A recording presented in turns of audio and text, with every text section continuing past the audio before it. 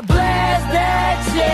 Dog dog ding ding ding ding tinggi baru Wara kisi tirom anak kampung Citiran naun aus syodara Nana waina hebat hebat Stila anado Daga daga da Stila anado Yang artinya jangkam bikin taramut taramut taramut.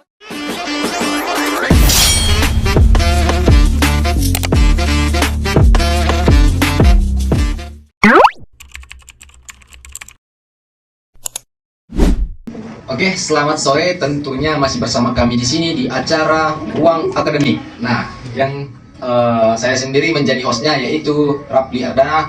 Nah, jadi adapun pada kesempatan kali ini kita kedatangan bintang tamu nih dari universitas yang sama dengan saya, yaitu dari Universitas Islam Negeri Syekh Ali Hasan Ahmad Abdari atau UIN Syahada Kota Padang Sidimpuan. Nah, jadi sebelum kita masuk ke tema kita pada kesempatan kali ini, yaitu membahas tentang artificial intelligence atau apa itu AI. Nah, jadi sebelum untuk kita masuk ke pembelajaran ataupun ke tema kita hari ini, ada baiknya nih kita perkenalan dulu dari pemateri-pemateri hebat kita. Nah, pada kesempatan ini kami persilahkan kepada Bapak dan Ibu untuk memperkenalkan diri. Baik, terima kasih kami ucapkan kepada host kita yang sudah mengundang kami jauh-jauh hari. Di sini kami akan berkenalan dulu. Saya Padi Tumanggor. Berbicara tentang latar belakang sekolah, saya alumni dari UIN Syahada Padang Sidimpuan S1-nya dan sekarang menjalani kuliah S2 di program Pasca Sarjana Pendidikan Guru Madrasah, Guru Pendidikan Dasar. Ya, oke. Dan keseharian saya pada saat sekarang ini yaitu usaha kecil-kecilan atau kegiatan yaitu membantu mahasiswa dalam mengerjakan tugas. Itu saja mungkin perkenalan dari saya terkait tentang latar belakang ya Pak ya. Oke, sebelum itu sungguh sangat menarik sekali ya kesibukan dari Pak Fadli ini, yaitu mengerjakan tugas-tugas mahasiswa meskipun itu kecil-kecilan. Jadi itu dapat menunjang kompetensi dari perkembangan Pak Fadli ini. Sangat menarik ya guys ya. Nah, selanjutnya ada juga pemateri yang satu-satunya di sini hanya seorang ladies. Nah, ini dia Ibu Juliani. Jadi kepada ya Pak ya. Ya, betul sekali Pak. Nah, jadi kepada Ibu Juliani dipersilahkan Bu. Oke, terima kasih kepada host kita ya, sudah mengundang kita jauh-jauh hari untuk di podcast akademik ini ya. Ini benar bagus banget sih menurut aku ya, menurut saya, karena ini jarang-jarang nih ada podcast akademis yang membahas lagi hot-hotnya, apalagi ini yang lagi tren ya, artificial intelligence ya. Baik, nah jadi sedikit perkenalan dari saya Juliani Batubara dari alumni UIN Syahada Padang Sidimpuan juga, sama dengan rekan kita ya, sama dengan narasumber satu lagi Bapak Patri ya, ataupun hostnya sendiri langsung dari UIN Syahada juga. Kita bertepatan sama alumni UIN Syahada dari Pendidikan Guru Madrasah Ibtidaiyah dan sekarang lanjut dari magister ya, saat ini sedang berhubungan dengan magister. Nah jadi karena latar belakangnya sama, ya justru kesibukannya itu pasti berbeda-beda ya, karena kesibukan kita ini berbeda-beda, apalagi saya ya, kesibukan saya nano-nano ya Bapak ya, nano-nano ada yang pekerjaannya serabutan, kadang saya tenaga pendidik, terkadang saya pengasuh, terkadang saya memang nggak ada kerjaan, pengangguran gitu ya. Ya memang karena itu kerjanya serabutan, belum tetap. Doain aja kita semua menjadi orang yang sukses ya Bapak ya. Benar-benar. Mungkin sedikit itu saja latar belakang dari saya. Oke, itu saja sih menurut saya. Oke, jadi itulah sekilas perkenalan singkat dari para pemateri hebat kita pada kesempatan kali ini, yaitu dari Pak Fadli dan Ibu Juliani. Nah, tentunya pembahasan kita kali ini juga tidak kalah menarik dari tanggapan ataupun respon yang diberikan oleh para pemateri hebat kita. Nah, oke, jadi karena telah kita memperkenalkan para narasumber kita juga, jadi masuklah kita ke tema kita hari ini. Adapun tema ataupun pembahasan tentang isi podcast kita kali ini ialah apa itu AI. Nah, jadi nanti penjelasan AI secara menyeluruh akan kita bahas pada kesempatan kali ini. Nah, jadi untuk itu saya bertanya dulu nih kepada para pemateri kita nih ya, terkait dengan AI ini. Apakah memang sebelumnya ada tanggapan dari Bapak Ibu mengenai AI? Gua dulu meluas ya Bapak dan Ibu. Bagaimana? Apakah ada tanggapan dari Bapak dan Ibu terkait dengan AI? Kalau kita mengatakan AI itu ialah ibarat alat bantu ya kan, cerdas buatan. Apa alat cerdas buatan ya? Iya. Kecerdasan buatannya. Iya. Terima kasih. Jadi itu dia. Kalau tanggapan dari Pak Fadli mengungkapkan bahwasanya AI itu adalah alat bantu. Nah, jadi bagaimana kalau dari Bu Juli? Apa ada tanggapan Bu? Kalau AI itu sebenarnya kan artificial intelligence ya kan. Jadi itu kecerdasan buatan yang lebih cerdas daripada manusia. Jadi AI ini sangat membantu kita untuk pekerjaan saat ini. Oke, saya suka Bu. Jadi itu tanggapan Ibu, Bapak dan Ibu mengenai AI. Nah, jadi terkait dengan tema kita hari ini yaitu AI, Artificial Intelligence. Dan juga tadi dijelaskan oleh Ibu Juli bahwasanya artificial adalah buatan dan intelligence adalah kecerdasan. Nah, jadi balik ke topik bahwasanya AI. Apa sih pengertian AI itu? Nah, jadi saya ingin bertanya dulu kepada para pemateri kita, bagaimana dengan pertanyaan pada Bapak ini, saya persilakan. Teknologi yang membantu program yang meniru program cara manusia atau kecerdasan buatan seperti itu. Kok menurut saya AI itu berupa teknologi yang membantu manusia dan juga alat cerdas buatan. Ya, memang betul yang dikatakan Pak Fadli ini. Memang AI ini ada ciptaan dan teknologi, perkembangan dari teknologi. Nah, jadi itu adalah pendapat dari Pak Fadli ya guys ya. Nah, sekarang kita tanya dulu sama Ibu Juli, bagaimana tanggapan Ibu terkait dengan pengertian AI? Kalau kita bahas dengan pengertian AI ya, karena kita ini juga sebagai tenaga pendidik khususnya di SD ya. AI ini sebenarnya semacam aplikasi robot ya yang dibuat dari luar negeri. Jadi kalau secara umum sebenarnya AI ini kecerdasan buatan yang dibuat dari manusia sendiri, hampir kecerdasannya itu melebihi dari kecerdasan manusia, yang lebih pintar AI ini, robot ini dibandingkan manusia gitu.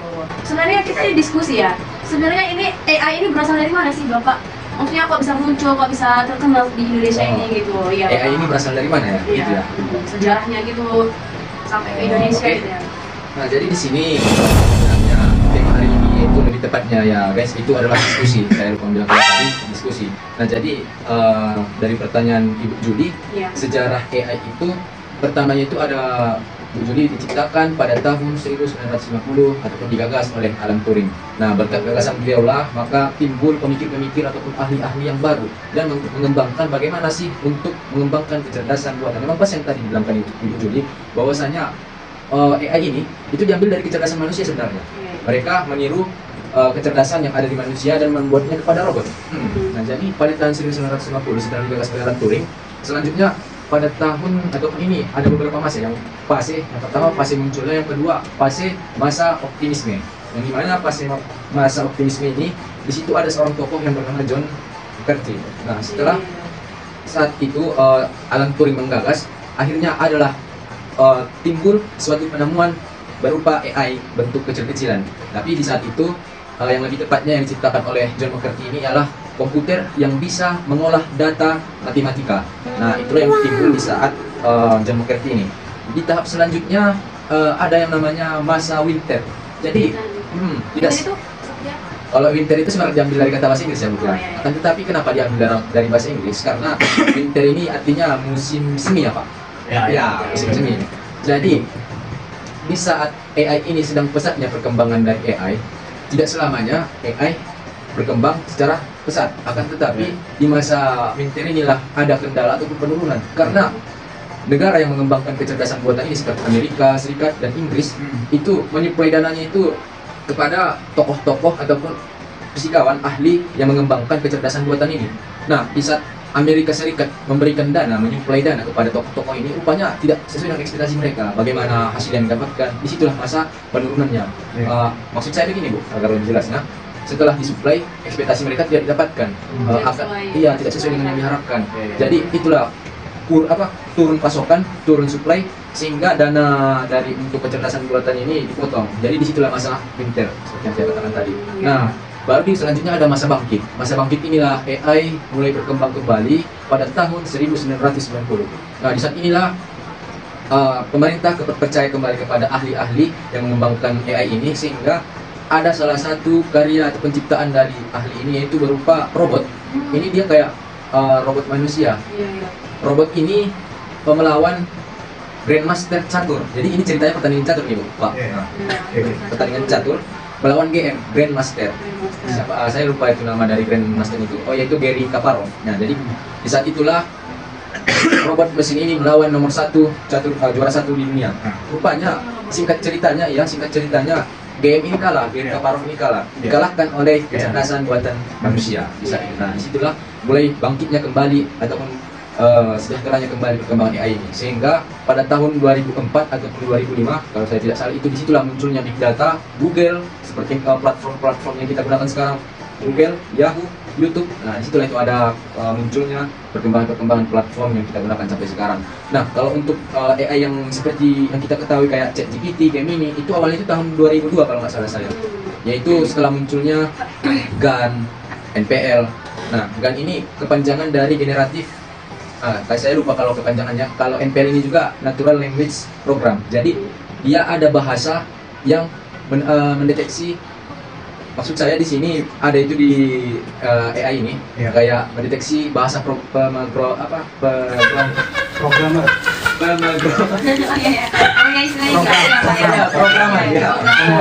Jadi itu adalah itu mesin yang mendeteksi bahasa ini. Jadi kenapa bisa dikenali bahasa kita oleh mesin ataupun alat? Karena ada alat yang mendeteksi itu namanya NPL dan juga GAN. Nah, jadi itulah dampak ataupun sejarah sekilas ya. Mungkin sudah dijelaskan secara internasional ataupun secara dunia terkait perkembangan kita saat sekarang ini. Baik, di sini saya akan menyampaikan sejarah awal mulanya AI ini muncul di Indonesia. Oke. Yang pertama ialah tahap awal dimulai tahun sama tadi ya, tahun 1980 di 50 Pak. Oh 50 ya, maaf. Jadi tadi 1950. Kalau tahun 1950 itu digagas oleh Sonotok, digagas. Berarti itu yang 50 itu mendunia ya, bukan ke Indonesia gitu ya. Ya, lebih tepatnya munculnya idenya itu pertama kali pada tahun itu. Iya, oke. Berarti setelah kita kemerdekaan lah kalau di Indonesia ya, tahun 50 gitu ya. Oke. Saya lanjut ya. Oke. Sejarah di AI di Indonesia itu dimulai tahun 1980 di Universitas dengan riset dasar namanya.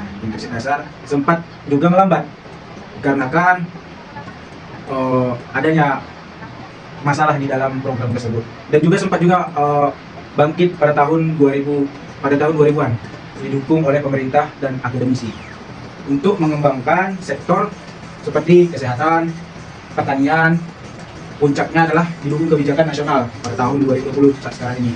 Jadi tahap awalnya itu seperti 1980-an hingga 1990, riset awal AI muncul ini di universitas seperti ITB, UI.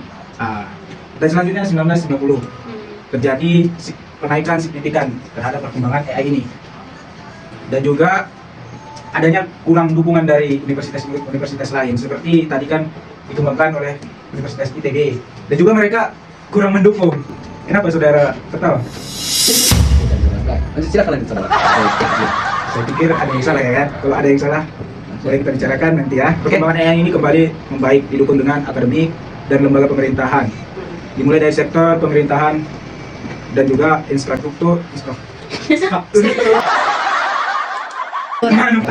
Selanjutnya perkembangannya pada tahun 2020, pemerintah Indonesia menerbitkan strategi kecerdasan buatan nasional, mendorong perguruan tinggi dan industri untuk mengembangkan kecerdasan buatan atau AI.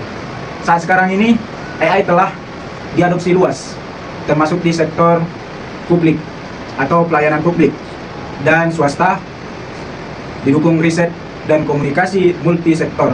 Meskipun tantangan SDM dan infrastruktur masih ada. SDM, sumber daya manusianya juga, meskipun AI ini sangat mengganggu ataupun sangat membuat manusia akan kehilangan yang namanya pekerjaan ya kan, seperti pekerjaan lima. Iya. Berarti emang kalau di Indonesia ini khususnya di dunia pendidikan itu dari tahun 2020 ya Pak ya? Ya. Berarti apalagi saat ini kita kan di dunia pendidikan ini kan booming sekali ya, booming sekali AI, artificial intelligence itu di dunia pendidikan, apalagi kita ini seorang mahasiswa ya, kita banyak dituntut tugas, jadi dikit-dikit itu AI gitu. Nah jadi kalau AI ini sebenarnya macam-macam AI ini kalau kita misalnya kan kita gunakan, yang biasanya Bapak gunakan itu kayak mana sih Pak Rafli gitu? Yang sering digunakan ya apa aja sih? Jadi kalau saya Bu ya, karena kalau untuk ini konteksnya saya bertanya kembali kepada Ibu ya.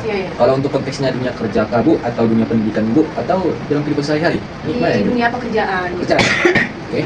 Jadi kalau saya Bu, terutamanya ketika saya sedang mengajar di dalam kelas itu saya membuatkan PowerPoint karena bagaimanapun itu biar menjadi suatu nilai plus orang guru ya, menarik stimulus buat siswa. Nah jadi kalau dibalik kembali ke PowerPoint tadi, adapun yang aplikasi yang saya gunakan yaitu Gamma. Nanti kalau ya itu kan itu gampang. Gampang untuk mengedit video gitu ya? Iya Bu, enggak itu kalau kita pakai aplikasi ini itulah apanya Bu ya, praktisnya. Jadi kita buka laman Gamma, terus kita daftarkan login email. Selanjutnya kita bisa di situ tinggal upload file. Ada itu nanti opsi pilihannya, bukan ada fiturnya upload file. Jadi ketika kita upload file, di situ nanti akan timbul file apa yang kita inginkan, misal Word. Jadi setelah kita upload file ini, maka dia nanti akan tersusun secara sistematis bentuk PowerPoint yang kita inginkan. Berarti itu free atau memang berbayar gitu? Oh itu free. Jadi itu kalau bagaimana sistem AI yang biasanya itu kan ada itu koin-koinnya itu kan. Kalau kredit ya kalau nggak salah. Jadi dijatah dia per hari, semisal 320 kredit segitu. Berarti kayak ChatGPT juga ya harus ada memang nggak 1 hari, memang ada batasannya gitu. Sama juga dengan ChatGPT ya. Iya, kira-kira gitu. Iya, karena kalau pengalaman pribadi, kalau saya sering menggunakan AI, jadi kalau terlalu sering, mereka juga membatasi. Jadi kalau memang menggunakannya terlalu sering itu tidak bisa. Jadi kalau mau menggunakan terus itu harus berbayar gitu. Harus yang apa namanya? Pro ya gitu. Iya, berbayar. Kalau saya sering memakai aplikasi Canva. Canva ya. Iya, Canva. Saya Emang Canva memang ini bagus banget Iya. ya Pak, di kalangan kita, Iya, apalagi benar. kita tenaga Apalagi kita tenaga pendidik mesti membuat gambar-gambar yang menarik. Tunggu sebentar Pak Adi. Ah.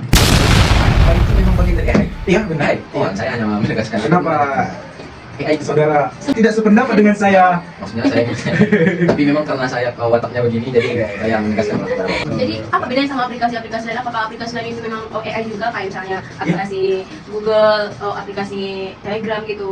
Kan juga kan misalnya aplikasi gitu. Iya. Apakah maksudnya yang dikatakan AI ini beda dengan aplikasi itu gimana sih Pak? Maksudnya Jadi gini ya, menarik sekali nih. Iya. Iya betul ya Pak ya. Iya. Jadi aplikasi apa sih bedanya aplikasi lain dengan aplikasi AI yang gitu ya. Jadi Karena kan kan, kalau kita ketahui kan Canva itu juga aplikasi ya. ya, ya benar-benar. Jadi Cuman yang menambahnya itu bagaimana gitu ya Pak? ya, Enggak. saudara Ibu Juli sangat berhati-hati ya. Jadi kalau AI seperti pada umumnya itu platform. Ya. Saudara ataupun Bapak ingat nggak itu platform apa? Tapi Iya. kalau Canva yang basic itu APK, aplikasi Iya.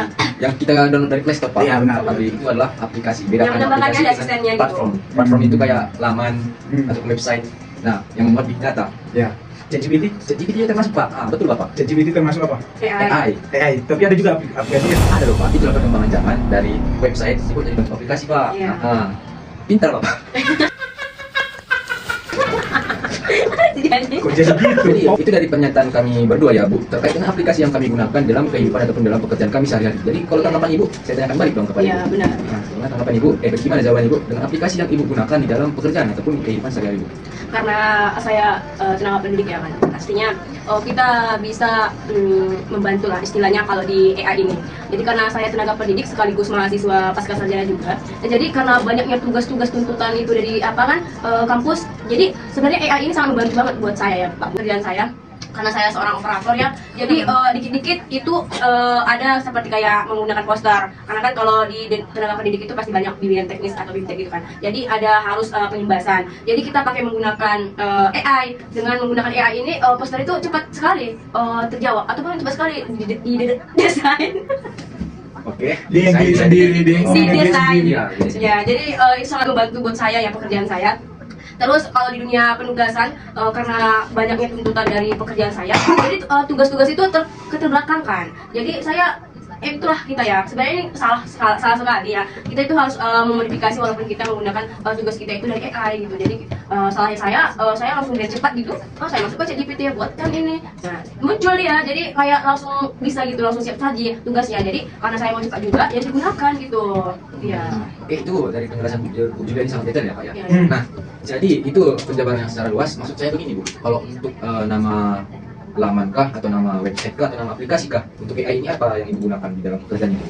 Oh ya, kalau di dunia pekerjaan saya tenaga pendidik, saya sering menggunakan tadi kemarin kan memang itu aplikasi Canva itu kan tidak ada AI-nya. Sekarang sudah ada Canva asisten gitu. Nah jadi di Canva asisten itu karena saya mau cepat buatkan saya poster gitu. Nah, jadi muncul gitu. Dulunya memang di Canva itu memang aplikasi, tidak ada kayak voice note di dalam tersebut. Sekarang sudah ada penambahan-penambahan, tetapi memang itu memang tetap aplikasi, tetapi ada penambahan dari kecerdasan buatan di Canva itu gitu.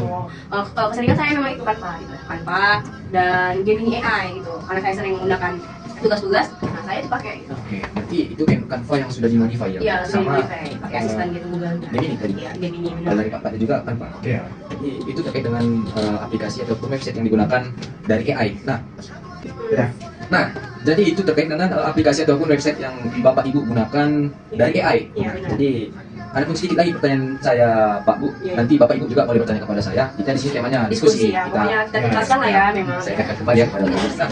Nah, jadi gimana sih? Apakah tanggapan Bapak dan Ibu ini AI ini berdampak positif atau negatif kalau menurut persepsi dari Bapak dan Ibu? Bagaimana dampak positifnya? Bagaimana dampak negatifnya? Mungkin Bapak dan Ibu bisa menjelaskan kepada Bapak dan Ibu. Saya persilakan. Baik, dari dampak negatif dari AI ini untuk siswa itu tentulah ya kan membuat siswa itu malas berpikir, mengembangkan kritis terhadap sesuatu. Mereka hanya menerima apa yang disampaikan, tidak mengetahui apa sih dampak dari yang diperintah ini. Contohnya berarti ada pohon mangga di depan rumah tetangga, namun tetangganya kebetulan pergi dinas ya kan keluar kota. Terus Jadi naksir deh ya. dan naksir bahasanya tertarik akan buah itu. Jadi ada ataupun orang tua lah ya, coba ambil mangga yang di depan itu. Dia tanpa berpikir, dia ambil tanpa tahu penyebab dari kenapa sih kalau saya ngambil mangga ini, apa sih, berdosakah, apa sih di sisi negatifnya dari ini. Nah, jadi orang itu nggak mau berpikir lagi, hanya menerima gitu. Itulah penyebab dari dampak negatif AI ini, hanya menerima, jiplak gitu. Seharusnya kan ATM, amati, tiru, modifikasi. Nah ya, jadi kalau kita misalnya mencari pengertian dari sesuatu barang di ChatGPT, ya kita ubah bahasanya, jangan terlalu bahasa ChatGPT. Iya, itu dampak negatifnya. Kalau dampak positifnya, AI ini mempermudah kinerja atau pekerjaan seorang guru. Itu Pak. Nah, itu saja sih. Boleh? Saya kembali ke Sembo. Oke, jadi apa Bapak itu tanggapan dari Pak Fadli bahwasanya beliau tadi menjelaskan yang negatif-negatif ya duluan. Baru mungkin beliau suka hal membahas. Oh, maksudnya jadi kembali ke konteks bahwasanya tadi seperti yang dikatakan oleh Pak Fadli itu tepat sekali, bahwasanya jika anak-anak yang menerima ataupun mengaplikasikan AI ini, dia tingkat analisisnya Pak Fadli menurun karena kritis akan hal sesuatu.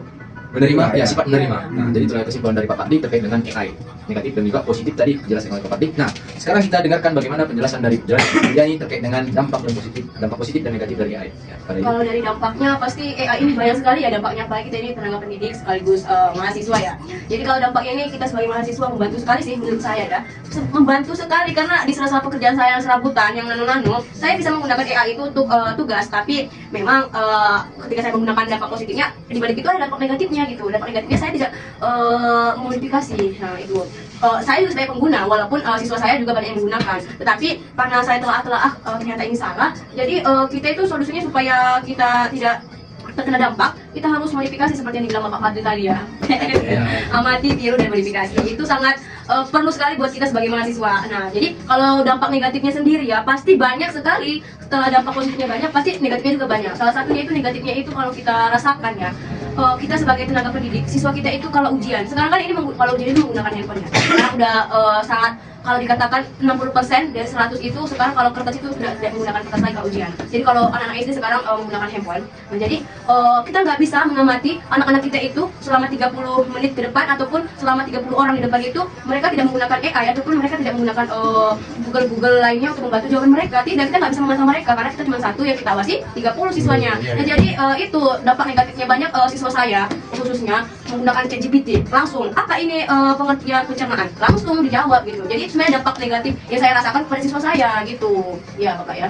Oke, jadi itu menurut penjelasan dari Ibu Juliani ya, bahwasanya dari deskripsi yang Ibu Juliani jelaskan, ada tadi juga kemiripan dari yang dijelaskan oleh Ibu Juliani dan juga Pak Fadli. Karena siswa cenderung menerima dengan mentah-mentah apa yang disediakan oleh AI tanpa adanya analisis. Nah, jadi itu juga dampak negatifnya dibawa ke dalam kehidupan sehari-hari karena sifat anak yang hanya menerima mentah-mentah tanpa adanya analisis. Nah, itu sangat buruk ya kalau anggapan ya. Oke. Nah, jadi sedikit ya Bu. Kalau menurut saya dampak negatifnya juga itu ada dalam bentuk karya. Kalau di dunia pendidikan ya Bu ya. Dalam bentuk karya berupa video animasi karena ada itu dalam satu kalau saya nggak salah itu satu konten di YouTube, TikTok ini tersebar ini kayak video-video tungtung sahur itu tahu animasi. Nah, itu kan juga editan dari artificial intelligence ya. Iya. Bahkan fun fact-nya itu menjelaskan bahwasanya dari animasi ini itu mempengaruhi psikologis anak yang buaya gambarnya bentuk tubuhnya dari pesawat lah kan itu Iya, iya. kayak memicu otak ataupun sistem kinerja otak anak kognitifnya. Dan bahkan ada satu kutipan yang disebutkan di dalam lagu anak ataupun lagu animasi dari Tunggu Sahur ini ya. yang bunyi kutipannya kayak gini, tralalelo tralala. Padahal itu kalau dalam bahasa Italia artinya itu sangat hina. Ya karena mereka menggunakan bahasa Italia untuk menistakan agama Islam. Nanti kalau Bapak dan Sayang Ibu, sekali ya, saat ini. Bapak dan Ibu penasaran boleh Bapak dan Ibu searching Iya, iya. apa arti dari kutipan makna lagu ini. Nah. Jadi Tralala itu ya. tralalelo tralalala. Tapi memang kalau lagu itu memang udah viral sekali Ya, ya. betul sekali. Bahkan udah banyak anak-anak kita yang hafal. Iya, Karena kalau udah dengar memang enak ya denger ya. Iya. Nah, gitu-gitu Benar, kan. betul Iya, sekali. benar sekali. Jadi itulah makanya kenapa kita sebagai orang dewasa, orang tua, perannya harus mengawasi bagaimana apa saja yang ditonton oleh anak-anak. Jadi itulah saya menakutkan akan terjadinya ketidaktahuan akan apa yang mereka tonton, apa efeknya, apa dampaknya. Jadi Apalagi ibu yang awam gitu ya. Ya, betul sekali, Yang Bu. tidak tahu dunia pendidikan gitu. betul ya. Benar ya. Nah makanya kalau kita melihat anak-anak menonton ataupun melihat video yang memang apa namanya anomali ya Bu ya. Iya, Anomali iya. kan artinya kan keanehan. Iya. Terjadi anomali. Itu kalau dalam bahasa ilmiah artinya keanehan. Jadi udah temanya aja yang aneh, gambarnya juga aneh. Videonya gitu. Heeh. Iya, iya. Bahkan itu penelitian Bu, bahwasanya dampak Bu, ke sini. bahwasanya dampak dari animasi ini sangat berpengaruh kepada psikologis anak. Iya. Itu sedikit saja penjelasan atau banyak. Nah, itu adalah penjelasan dari sedikit tentang dampak negatifnya. Negatif. Nah, apakah Bapak dan Ibu ada yang ingin ditanggapi dari pernyataan saya ataukah ada pertanyaan baru dari Bapak dan Ibu? Berarti apa tindak pemerintah? Kan Bapak sudah menjelaskan tadi tentang penelitian ya kan? Ya. Penelitian. Tentunya sudah diperhatikan lah oleh pemerintah. Bahwasanya video ataupun animasi yang layak untuk ditonton oleh anak-anak agar tidak mengganggu psikologi mereka, kognitif mereka gitu. Kenapa apa penyebab tidak sampai ke pemerintah ini? Oke. Informasi ini. Jadi yang saya tangkap pertanyaan dari Pak Fadli bahwa bagaimana bentuk penanggulangan pemerintah gitu ya Pak? Iya, iya. Kurang lebih gitu kan? Atau kenapa tidak Kenapa sampai tidak sampai? berita ini? Iya. Mungkin Pemerintah. para pejabat belum tahu ya kayak gitu. Iya, Belum tahu kenapa? artinya gitu. Belum tahu artinya. Ya, mereka cuma mereka sebagai penikmat, tapi mereka tidak tahu arti apanya. Kita hanya kita saja yang mengolah ataupun mengorek-ngorek apa itu arti anomali. Kalau pemerintah ya mana tahu gitu kan, pokoknya viral gitu. Tapi ada namanya KPI. KPI ya. KPAI Pak. Iya KPAI. Iya maaf KPAI. Iya. Komisi Perlindungan Anak Indonesia. Iya benar. Ya kan? Iya. Kan ada. Kenapa tidak sampai gitu informasi ini kan menurut saya Mungkin sudah mendunia lah ya kan? Iya. Karena Mungkin ya, Nah, dari podcast ini mungkin bisa mereka lihat para pemerintah ya dari podcast kita ini ya, semoga supaya ada solusinya untuk kedepannya untuk KPI itu gitu ya. Setuju dengan Ibu Iya, Juliani, dari karena podcast ini sebenarnya bagus banget ya ladang untuk mereka memperbaiki apa saja yang di dunia anak-anak itu yang bahaya, mereka mungkin bisa menonton dari podcast kita ini. Ya. apalagi kalau kita membahas yang di atas itu sensitif ya Pak. Ini gua dulu ke situ kita Ya, balik ranahnya ke terlalu topik. jauh ya. Iya, iya. Bahwasanya tadi apakah ada pertanyaan baru dari Pak Fadli? Terkait dengan kalau tema? terkait pertanyaan saya. Atau skip aja ke Ibu Juliani nanti. Boleh, boleh, Nah, boleh. silakan. Terus kalau misalnya AI ini resikonya ya, kalau terlalu berlebihan kita gunakan, kita sebagai mahasiswa itu seperti apa sih? Kalau resikonya kita gunakan, tapi misalnya kalau kita tidak gunakan ya, AI ini sangat bermanfaat sekali Iya, buat betul. kita sebagai mahasiswa. Ini konteksnya mahasiswa. Ini sangat bermanfaat sekali untuk kita gunakan AI ini. Tapi kalau kita menggunakannya terlalu berlebihan, resikonya itu seperti apa? Kalau saya pribadi ya, resikonya memang nggak terlalu terlihat karena saya menggunakan itu juga. Jadi apalagi pekerjaan saya serabutan menggunakan AI ini udah praktis banget sih menurut saya ya. Kalau bapak resikonya seperti apa sih? Nah, saya dulu. Iya, iya, Pak Fadli. Pak Rafli. Boleh, siapa Oke, dulu? jadi kalau menurut saya Bu, resikonya yaitu yang paling utama ialah ketergantungan. Ketergantungan ya, Iya. jadi mandiri ya Pak Ya, ya. Bu. Kita Jadi kalau ketergantungan kita terhadap suatu hal sangat tinggi, tentu adanya penurunan kompetensi dalam mengajar, baik menjadi si mengajar akan mengendalikan siswa ataupun segala macam. Nah, itu kalau menurut saya akar dari permasalahan. Ada akar, jadi timbul beberapa dari akar ini permasalahan Iya, yang iya, timbul benar dari sekali ya, Pak. ketergantungan ini. Nah, kalau kita kaji Bu secara biologinya bahwasanya kenapa ada ketergantungan, sifat ketergantungan. Di dalam otak manusia itu ada unsur yang bernamanya demopin. Iya, Jadi zat iya. demopin inilah yang mendoktrin otak kita bahwasanya kita harus menggunakan yang mudah, yang instan. Iya, yang instan, Jadi iya. berkat demopin inilah kita saya contohkan kayak contoh kasusnya narkoba ya Bu. Jadi kalau seseorang menggunakan narkoba, dia akan terus-terusan Candu menggunakan gitu ya? iya. Iya. Jadi itu sama halnya dengan penggunaan AI. Jadi zat yang ada di dalam otak ini yaitu demopin mengkonfirmasi bahwasanya kita harus menggunakan yang instan biar nggak capek gitu kan yang ada dalam otak kita. Nah, jadi itu cerita ataupun penjelasan singkat. Nah, kalau kita kaji secara lebih mendalam, setelah adanya sifat ketergantungan ini, maka menimbulkan masalah-masalah yang lain ataupun problem-problem yang lain. Kalau menurut saya, karena keterampilan mengajar menurun seperti yang saya katakan tadi, adanya ketimpangan di dalam pertemanan antar guru. Maksud saya rekan-rekan kerja ya Bu. Karena kenapa adanya ketimpangan? Kalau menurut saya, setelah adanya AI ini, risikonya interaksi antara ibu dan bapak jauh lebih menurun ketimbang ibu dan bapak belum mengenal yang namanya AI ini. Karena apa? Karena yang awalnya ibu dan bapak bertanya-tanya nih, bagaimana nih mengerjakan ataupun menyusun modul, Iya, SPP, betul itu PPT, sekali ya. betul Bu. Tapi tiba-tiba adanya AI ini dampak buruknya itu terutama interaksi antara rekan kolega, kolega itu jadi menurun kalau menurut saya Bu. Nah, jadi dari satu masalah timbul masalah. Masalah baru lagi gitu ya. Benar sekali sih, kalau memang betul pas waktu di dunia pekerjaan memang faktanya seperti itu di lapangan. Kemarin karena kan kebanyakan di sekolah saya di tenaga pendidik banyak yang sudah lansia ataupun memang sudah lanjut usia. Kemarin mereka sering bertanya kepada saya, gimana sih Bu modul ajar yang singkat itu, karena kan udah dijilid ini akhir tahun nih kan, pasti mau dijilid modul ajar atau SPP. Terus tiba-tiba mereka nggak ada pertanyaan lagi gitu. Jadi kok bisa, ternyata memang udah ada ChatGPT itu langsung, mereka menggunakannya langsung secara instan. Jadi ketahuannya itu pada saat menjilidnya ada logo ChatGPT-nya pas di screenshot gitu. Jadi ketahuan ternyata ini ternyata memang langsung instan gitu ya Pak ya. Iya, berarti plagiasi. Iya, plagiasi. Ini juga ada dampak negatif. Dan hebat gitu ya. AI ini tadi kan. Risikonya sangat tinggi sekali ya. Copy paste yang pernah dikatakan dosen kita, yaitu belajar akademik, iya, betul. benar. Iya. Karena memang betul sekali belajar akademik nggak bisa modifikasi ya kan. Iya. Iya. Nggak ada proses pengubahan bahasa vlog ngambil dari AI, cantolkan langsung gitu tanpa mengubah kata-kata frasa dan klausanya ya kan. Pertanyaan tadi dari Ibu Juli menjelaskan bahwasanya apa risiko dari AI ini. Kan Pak Fadli belum menjelaskan bagaimana tanggapan dari Bapak. Bagaimana penjelasan dari Bapak? Risikonya akan menurunnya angka kreatif. Oke. Masuk akal kan? Kreativitas siswa maupun mahasiswa tidak ada berkreasi terhadap imajinasi dari otaknya langsung ya, langsung memang apa ini langsung nanya, berarti kalau langsung dari memang dari asistennya langsung juga dari pemikirannya gitu ya Pak ya, benar sekali. Apapun yang dicari ada gitu. Oke. Nah, itu saja sih dari saya. Iya, jadi memang apakah itu sudah menjawab dari pertanyaan Ibu tadi? Jauh sekali sih memang resikonya. Iya. Sangat berdampak ya dengan kita. Oh iya, jadi terima kasih kepada Pak Fadli juga. Nah, apakah ada pertanyaan dari Pak Fadli? Terkait AI ini dengan tema kita hari ini, apakah ada pertanyaan dari Bapak? Atau kalau nggak ada, Suara biar apa kita nanti kita Iya kan? ini Pak Bu closing statement karena saya udah pegal juga ini ngomong. benar sekali. Apakah ada pertanyaan dari Bapak Ibu? kalau pertanyaan tidak ada, cuman Pas ya. pesan lah mungkin ya, pesan yang dari perkembangan AI Itu nanti dari. closing statement. Pertanyaan Bapak sudah pegang tadi. Pertanyaan dari Ibu ada? Mana ya? Ibu Juliani ada nggak pertanyaannya? Umur Nah, masih umur belum Ibu sesi Juli, tahu ya, guys. umur Ibu Juli sangat tinggi guys. Mungkin itu saya closing statement dari saya. Mungkin akan dilanjutkan ya. Ya, betul, Kita. betul. Nah, jadi itu closing statement yang sangat berkarisma kalau menurut saya dari Pak Fadli ini, karena mungkin terkandung makna pesan yang tersirat kepada pengguna AI. Nah, itu pesan dari Pak Fadli. Nah, jadi ada juga pesan ataupun closing statement dari Ibu Juliani yang tidak kalah menarik. Jadi tentunya kami persilahkan kepada Ibu Juliani. Baik, ya betul tentunya karena kita sudah membahas AI tadi ya. Nah jadi pesan saya kita sebagai tenaga pendidik ataupun seorang yang umum ataupun pengguna, gunakan AI itu sebaik-baiknya selagi kamu bisa menggunakannya ya. Manfaatkan itu sebaik-baiknya selagi kamu masih hidup.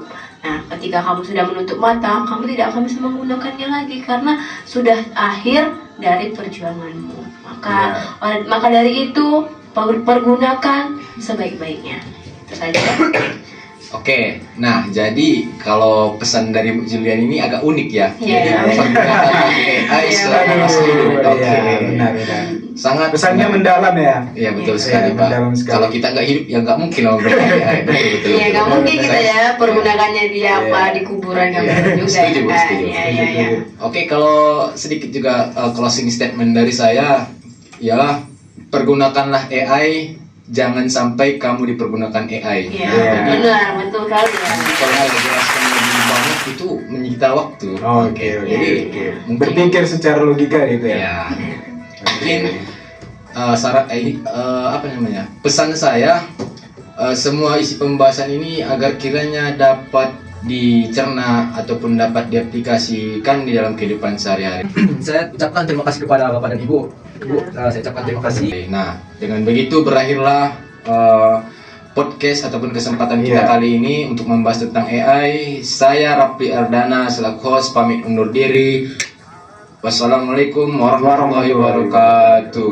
Nah, ini Bapak Ibu honornya udah disiapkan.